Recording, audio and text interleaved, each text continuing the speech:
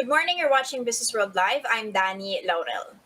And I'm Jess Delos Santos. It's the start of a new trading day, but first, let's go straight to our top story.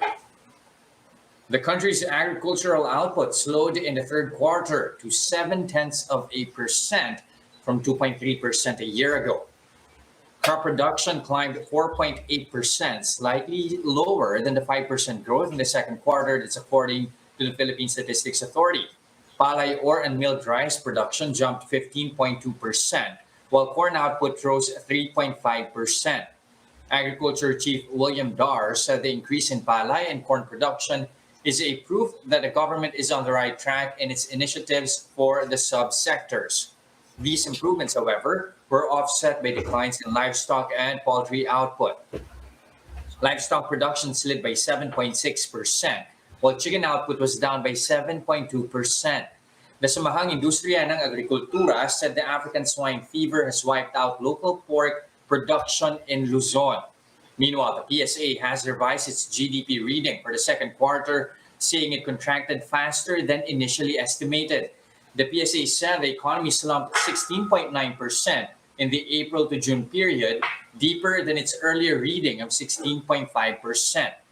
The second quarter 2020 revision comes ahead of today's release of third quarter GDP. A Business World poll of 19 economists yielded a mean GDP contraction of 9.2%.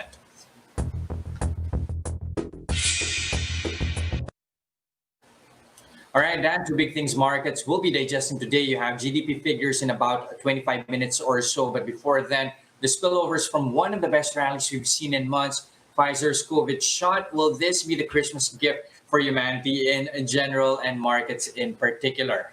Sana naman, Jess, diba? This is what every single human being is hoping for. And like you said, investors as well are looking quite closely on that. We'll get to that in a bit. But just to take a step back and take a quick peek at where we stand in terms of COVID cases. You can see on my terminal here, pretty big figure, 51 million na. COVID cases, close to that at least, and deaths topping 1.25 million people. So this virus is not relenting. In the Philippines, we are actually around 400,000 cases na here. And I just want to take a very quick peek at the net change because you'll see on my screen here that, worldwide, the changes are not necessarily flattening thereof. But in the Philippines, at least, we've seen the second straight month of a decline. That was, of course, in the months of September and October. So as you mentioned, hoping for that vaccine really putting a stop to all of this. Now, what are you talking about? Of course, that's the large-scale COVID vaccine study, which was delivered by Pfizer, and that seems to have been delivering the most promising results so far. And this, according to the top infectious disease expert in the US, Anthony Fauci, he said this would have a major impact on everything we do. Now, this came as the US surpassed 10 million cases there, and Germany has more severe patients than at any point since the pandemic began. Over in Europe, you've got Ukraine's president now testing positive, Hungary tightening, and guess what? Even in Shanghai, in China, we thought it was over in China. Shanghai reported its first domestic case in months yesterday. Now, over in the Philippines, we're also hoping to take advantage of those vaccine shots. We're actually hoping for 50 million COVID-19 vaccine shots in 2021, and that would be enough to inoculate around 1/4 of our population here. But that might arrive at the end of 2021 or early 2022. This is according to Carlito Galvez, who is, of course, implementing these vaccine policies. Right now, the Philippine government is looking at 17 vaccines in various stages, and that's, of course, to supply around 25 million people. And like you mentioned here, just a quick look at how Wall Street performed overnight. Take a look at that. A major rally, actually. Dow Jones up by close to 3% really, and this is after futures hit close to 5% of a predictive gain ahead of that. But take a look at the Nasdaq, that's down by 1.5%, and this comes amid Zoom plummeting and a lot of the other tech shares being sold off as investors started then rotating their investments into other sectors that might be seeing a recovery. So some of those sectors are, for instance, the tourism related industries, airline related industries. Now, what is this Pfizer shot? They're saying that it has prevented 90% of infections in a large study. And the S&P on the back of that closing at a 2-month high. NASDAQ, as I mentioned already, falling. Another thing, however, that was already impacting markets even ahead of this vaccine news was the fact that investors are now thinking that the lawmakers might pass a smaller stimulus than was originally anticipated. And you can actually see Asia Pacific opening as well in the green. A lot of euphoria coming in here. The Japan Nikkei 225 up by 1.3%. Over in Hong Kong as well, you can see some big gains this morning. Now let's take a quick peek at our own local index and whether we are joining in on that rally. And that does seem to be the case. Take a look at that, 69.44, Wow. Jess. I mean, pwede namang mag 7,000 today. That's up in 3.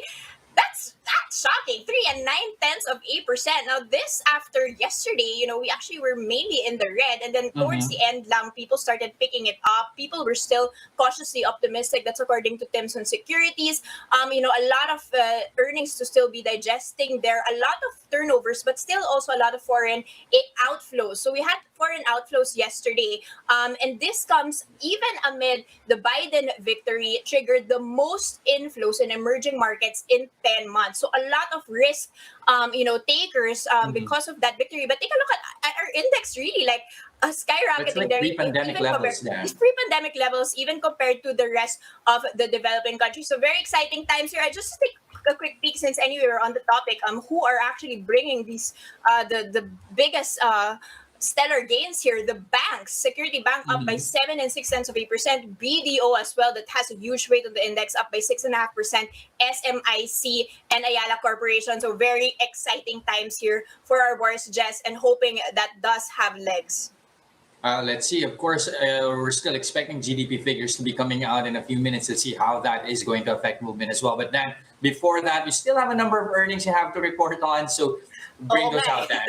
Okay, and I hate to be, to dampen this party here, but we're gonna have to be talking about Jollibee, which is the worst performer on this index, and definitely sitting out that rally there. That's down by 1% to 197 pesos. This, as they had reported yesterday, that they have swung to a net loss in the third quarter. That's a 1.58 billion peso net loss versus a 1.7 billion peso profit in the third quarter. This comes as the revenues in the third quarter were down 31% year on year to just shy of 30 billion pesos, bringing their 9-month net loss to 13.5 billion. That's painful. And that's versus a 4.8 billion peso net income that they'd seen in the same period of last year. Now, this comes as their system-wide retail sales falling 30% this year. Year to date, down by 26%.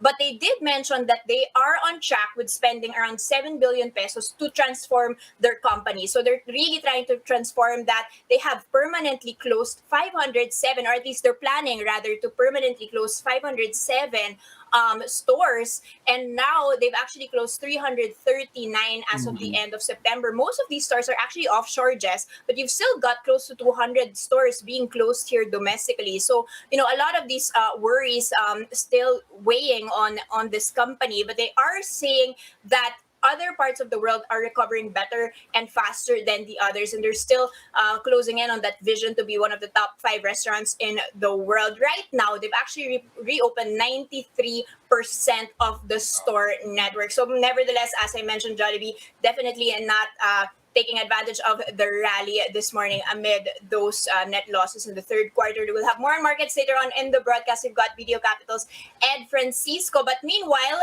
more on the third quarter GDP. One outlet is actually seeing a less steep decline. Might be positive for today. What are they saying?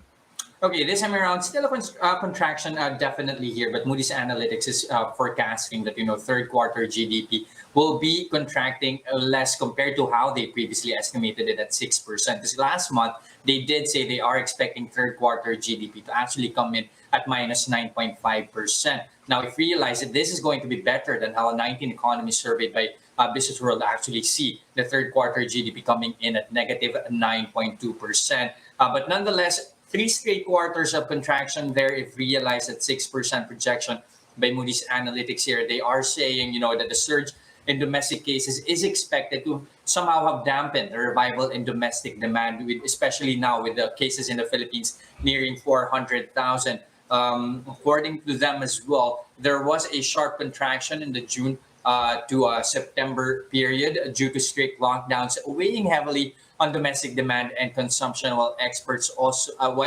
rather also plunged by 40%. Nonetheless, they are seeing signs of recovery already. You have their chief economist for Asia and the Pacific, Stephen Cochrane, saying that easing restrictions will actually open doors for a gradual pickup. And they are saying as well, that they are somehow seeing recovery to have already started sometime in the third quarter, particularly in late August. And they are expecting that recovery to continue all the way towards the fourth quarter. However, they are forecasting second quarter GDP as well to come in at negative 8.2%.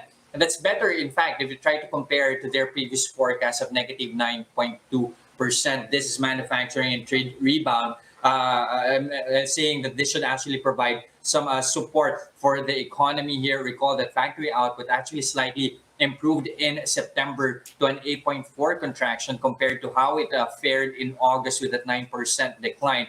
Export likewise rose 2.2% in September. That is also a marked improvement from the 12.8% decline that we saw in August. So all things considered, they are expecting a less steep decline, with like what you mentioned in the third quarter, and they are hoping at least for recovery to continue all the way through fourth quarter then. Okay, so we've got 15 minutes to see whether these predictions Yes. of the third quarter come true. But nevertheless, moving forward, what are they looking at in terms of 2021? Okay, they are expecting recovery. However, they are seeing a bit of a downgrade here. Previously, they were saying that 2021 GDP would actually come in at 7.8%. Now they are saying that it's going to come in just around, parked around 6.2% for the full year of 2021. So why the downgrade? It's primarily because they're saying that the fiscal policy response of the government is actually smaller, more tepid than they previously assumed. Recall, of course, that Bayanihan 1 has actually allocated a 275 billion peso fiscal response. And then Bayanihan 2 has 165 billion peso funding. Combined, that's around 440 billion pesos. And that is just 3.9% of the country's GDP. According to Cochrane, real GDP would not exceed its peak in the fourth quarter of 2019 all the way to the second quarter of 2022 due to the depth of the downturn caused by the long and strict community quarantine in the country. So yeah, definitely recovery still in sight for 2021, Okay. but not as much as they previously expected. So hindi lang siya V-shaped recovery, medyo flattish Medyo konti U-shaped lang, hindi recovery. pa sobrang V.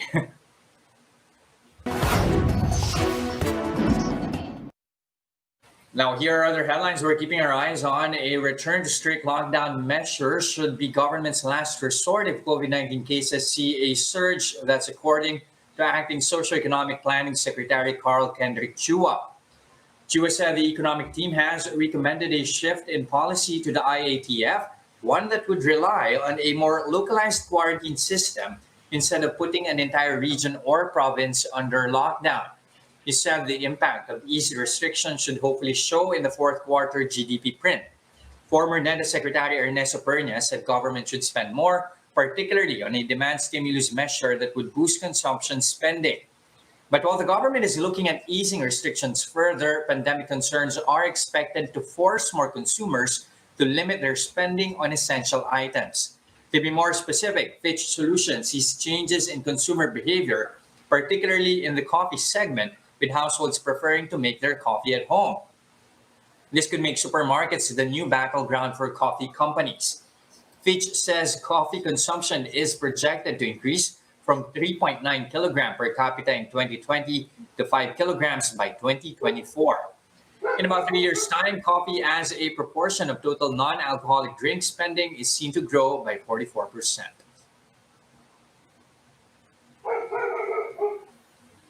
Now, the deadline for paying taxes, fees, or charges to LGUs has been extended to December 19. However, this is only for payments originally due on September 4 and beyond. Under a DOF circular authorized by the Bayanihan 2 law, payment for all taxes, fees, and charges may be paid on or before December 19 without interest, subcharges, or penalties. The circular also suspended until December 19 the counting of the period within which to pay local taxes, fees, and charges as well as a period for the redemption of real properties sold or forfeited at public auction. Interest penalties and surcharges will be charged after the deadline has passed. And this from the Philippine Star. Both production and sales of local vehicles and motorcycles were down from January to September, with the demand affected by the pandemic. You can see on your screens here data from the ASEAN Automotive Federation, or the AAF, showed that the Philippines assembled over 46,000 motor vehicles in the 9-month period. That's down 31.4% from last year. The country, meanwhile, sold almost 150,000 units by the end of September. That's a near 50% dip from last year's sales. Now, almost all countries in the ASEAN region also registered low motor vehicle output and sales from January to September. Myanmar is the lone country in the region that saw an uptick in both production and sales of motor vehicles. If data showed that though all ASEAN countries covered by the report produced fewer motorcycles and scooters as of the end September, with the Philippine output contracting by over 50%. We'll give you guys more of the news when Business World Live returns. Stay with us.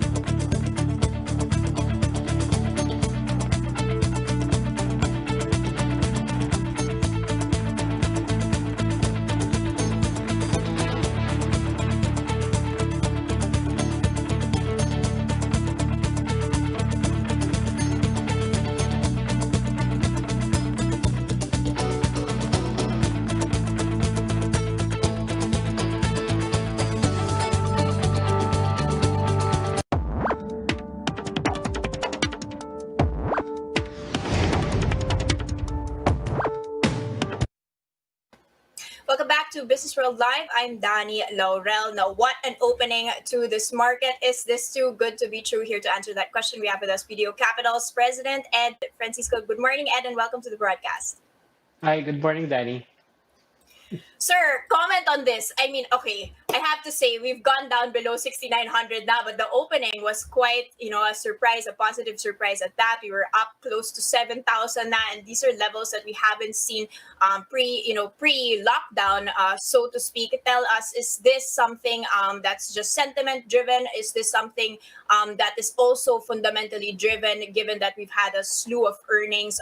We're also anticipating the third quarter GDP figures later on. Does this rally have legs? I think it will have legs, especially because of the Pfizer news that you've covered. And then I think the fact that some of the news, the Jollibees, etc., have been, not so good. 30% down in general. Even SM and the malls, right? They've talked about 30% reduction in foot traffic, or sorry, 30% pa lang ang gumagamit sa foot traffic. Shows that we've taken the hits. But then going forward, we should be very positive. Numbers should be better. So with this COVID, I think it's more sentiment, especially from the Philippines. As we were discussing earlier, more people are going out to eat, to go around. If that happens, then we will see a happy Christmas for everybody, and the stock market should continue to improve. Let's hope for that, Ed. Now, let's take a quick peek at the year-to-date performers here. Before, just a few weeks ago, we only had three, basically, the telco stocks, and then you've also got Pure Gold. Now, a lot have started to join in on that fray. Are you looking at rotating to the sold-off sectors? We saw over in Wall Street, for example, the likes of Zoom, of Netflix, having been sold off, with people starting to rotate from going away from these work-from-home stocks and more into the ones, heavily sold off that might be benefiting from that vaccine quickly, like, tourism and the like. Are you looking at those, at picking up airline stocks? Are you looking at picking up casinos? No, good point. Yes, of course, early March, the safe stocks to invest in, of course, were the telcos, right? Because we were all working for home, the Pure Golds, the Century Pacific, right? Now, yeah, we should be looking at the mega wides, because once the airports reopen, mega wide will become very strong. We're looking also, I guess, at some of the other food companies because now people are gonna go out and so it's gonna recover. I'm a little cautious on airlines though, because diba ang taas ng you have a minimum load factor to be profitable, and unless they get the bailouts they were hoping for, it might be a little challenging at the moment. But the other tourism stocks, like even casino, for example, we're I think there's something to look forward to. And then you look for the stocks that have been really sold down because those will have a lot of potential. So if they're not being factored in yet for the 2021, and if the economy will really open up, as you said, it's going to be V-shaped. And I guess another point also about the losses, which or the 7 or 6% growth for next year that Jess was talking about earlier. Mm-hmm. You have to remember also it depends on what the 2019 numbers are. Because if our losses are bigger than that than projected, the absolute number that we're looking at might be higher than 7-8% because it's a bigger reduction. The key True. really is what will be the number be? Will it be higher than 2019? It's probably still going to be very challenging, but at least it's very positive, Danny. So we're very, very hopeful.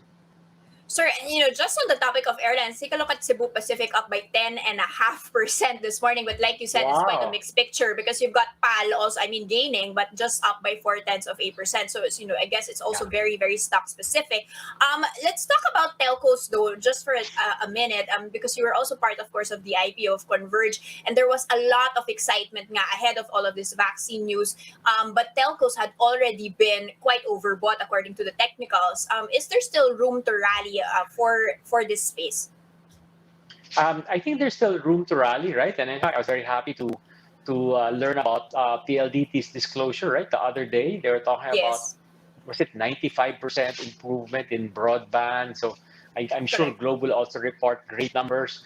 Even Converge reported great numbers. But then there's going to be less upside because, in fact, before this interview, I think PLDT has gone up 20 or 30% or 37%, 27% Mm-hmm. this year to date already. So it's gone up significantly. So I mean, for investors, we will make more money investing in these other industries, as you said. Let's sieve through these other industries. It's not automatic, but the ones who are not so hurt by leverage, who had the cash and who can reopen quickly, are the ones who will be the big beneficiaries. Sir, let's talk about the third quarter earnings and your general sentiment here. Everyone had expected that to be significantly lower year on year, but quarter on Yes. quarter, of course, some improvements there. Was that improvement, significant enough, surprising you on the upside, or is it just in line with expectations? Yeah, I'm a little surprised with the numbers. In fact, if it's going to be higher, and hopefully we'll hear it in the next few minutes. But I guess the key really is the last few weeks. Us regular Filipinos on weekends in the past, you go to a restaurant. There are very few. Now, at least even with the percentages that the government is allowing, it's full, diba? So that for me, that's the sign people are being comfortable again. Even me, our traffic, we've had to open some of the gates of our subdivisions, which is great because before they were very careful. But now, because traffic is building up, we have to open up more gates. I think that's a sign that the economy is improving and people are more comfortable, and therefore consumption will increase. So that's great. Sir, the valuations though now are 21 times forward 12 PE. Is that pricey when you compare it to the rest of emerging market stocks? I think we're still very reasonable. In fact, we will still have a lot of good buys. I guess also remember those valuations are still probably a little pessimistic, or they're being Mm-hmm. conservative, maybe not pessimistic. So if we show that we can reopen further, then those value metrics will actually look cheap because we'll actually be making more money than expected. So that's what I'm hoping for. Our analysts will, especially with today, all the analysts, research houses are going to be scrambling and revisiting the projections because what's Mm. happening with Pfizer on these announcements will mean people Okay. will revisit numbers. Yeah. Okay, so we'll still see whether this corrects downward. Sir, just a quick comment on JFC since they did break their earnings. What was this? Expected for you guys? They had already been announcing some closures even ahead of the third quarter earnings. Is this representative of consumption or is this a stock specific loss issue, specifically because they had also been disadvantaged at the beginning, with some losses of Smashburger and even taking on Coffee Bean. Yeah, no, you're right, Danny. I think it's more stock specific, right? Because even in their disclosure, they already been able to at least break even cash flow, right? Which is very important. They've operated stores that at least can, give the salaries, etc. Yeah. And then, as you mentioned, Smash Burger and their other acquisitions, it was really cleaning up. So they took this year already to close down the stores that had to be closed. And then, of course, as you mentioned, they're still reopening some stores and they're expanding their geographic reach, which also will make them a better stock because they're diversified, right? Not just Philippines, China, the US, etc. I think after this year, they'll come out very strong. This year, of course, they're Mhm. taking the hits. And we will see profits hopefully next year. They'll turn around, I'm sure. Okay, so stock specific, but hopefully their cost cutting measures and pivots will allow them to ride on that recovery path. And sir, just one more sector before we end the broadcast, in favor, unfortunately, of the GDP figures coming out. Sir, properties. This has been heavily sold off. It was revised downwards pa. When Yeah. PSA revised the GDP print also for the second quarter, but still some residential, bright spots here, that like 8990 having reported that. Tell us, what is your outlook here? Is that in any way linked to a vaccine taking place, or is that a longer sort of pain that might be, because people have changed behaviors in terms of working from home, etc.? Okay. No, I think residential will still be strong. Admittedly, we will have some hiccups in commercial, especially because of POGOs and BPOs, right? But that's why, like one of my clients, Cebu Landmasters, they're even the reservation sales are really strong. What's happened is some of the large real estate developers have shifted from vertical to horizontal, right? As people are Mm-hmm. more afraid of condos, they've already invested more in houses. So you're seeing big upticks in houses, even secondary sales are great. We're here, resorts, etc. I think that will continue. So with this vaccine, that will actually allow people to also reconsider their, I guess, their vertical investment. So I think that's positive in general. And then the diversified real estate companies who have malls will also see the pickup. So these that will give them the recurring revenue which we lost this year because some of them voluntarily gave up going after the tenants. That was the altruistic behavior of the Filipinos, which we appreciate. I think they will be benefited with that next year when people will come back in droves if they're comfortable. Okay, sir, and you can see actually SM Prime leading the pack here, up by 4.2%, huge heavyweight in the index. Thank you so much for those insights. That was, of course, Ed Francisco of BDO Capital. And as we, of course, await in 2 minutes the GDP print for the third quarter, Business World Economists survey yielded a mean of a contraction of 9.2%. Thank you, sir, for joining us this morning. Thank you. Thanks, Danny. Bye, Jess. Thank you.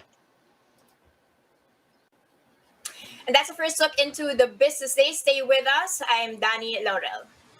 Catch us again tomorrow at 9:30 a.m. I'm Jess Delos Santos. We are One News.